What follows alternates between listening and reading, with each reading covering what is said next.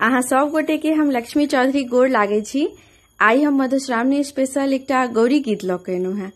एहि गीत के रचनाकार श्री नवोनाथ झा जी छथिन। आशा करे छी जे गीत अपने सब गोटे के नीक लागत। धन्यवाद। फूल लोढ़ी लेबै हम बाबा फूल बड़िया मगन रहबै ना, हे मगन रहबै ना। हमरा अंगना एलखिन गिरजा पूजन करबै ना, हे मगन रहबै ना। हमरा अंगना एलखिन गिरजा पूजन करबै ना, हे मगन रहबै ना। अरिपन देबै हम सिंदूर पिठार सँ, मैया के नोत लायब बड़ रे प्यार सँ। अरिपन देबै हम सिंदूर पिठार सँ, मैया के नोत लायब बड़ रे प्यार सँ। बैसल देवन माँ के, बैसल देवन माँ के, बेल पत्र बिछन माँ से अंगना एलखिन ना। हमरा अंगना एलखिन ना, हमरा अंगना एलखिन गिरजा पूजन करबै ना, हे मगन रहबै ना। प्रथम पूजब माँ के लाल सिंदूर सँ, तखन सजायब माँ के पीपाया चीन सँ। प्रथम पूजब माँ के लाल सिंदूर सँ, तखन सजायब माँ के पीपाया चीन सँ।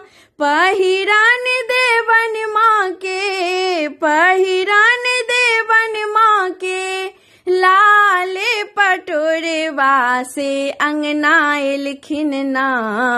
हमरा अंगना एलखिन ना, हमरा अंगना एलखिन गिरजा पूजन करबन ना, हे मगन रहबै ना।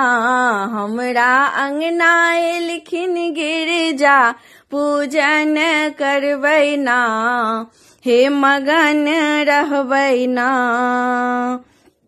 दोसर पूजब माँ के अड़हुल गुलाब सँ, तखन सजायब माँ के गेंदा फूलक हार सँ। दोसर पूजब माँ के अड़हुल गुलाब सँ, तखन सजायब माँ के गेंदा फूलक हार सँ।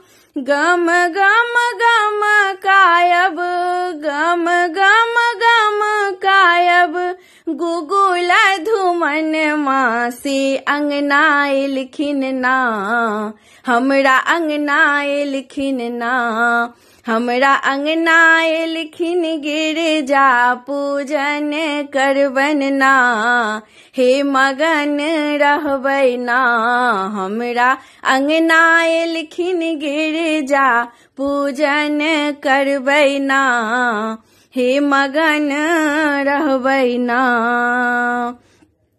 पूजी पूजी मांगब माँ सँ अमर सुहाग हे, दोसर मांग ले बने आँचर के भाग हे। पूजी पूजी मांगब माँ सँ अमर सुहाग हे, दोसर मांग ले बने आँचर के भाग हे। भोग लगायब माँ के, भोग लगायब माँ के, मधुर पक मन माँ से अंगना एलखिन ना। हमरा अंगना एलखिन ना, हमरा अंगना एलखिन गिरजा पूजन करबन ना, हे मगन रहबै ना हमरा अंगना एलखिन गिरजा पूजन करबन ना। हे मगन रहबै ना हमरा अंगना एलखिन गिरजा पूजन करबन ना। हे मगन रहबन ना।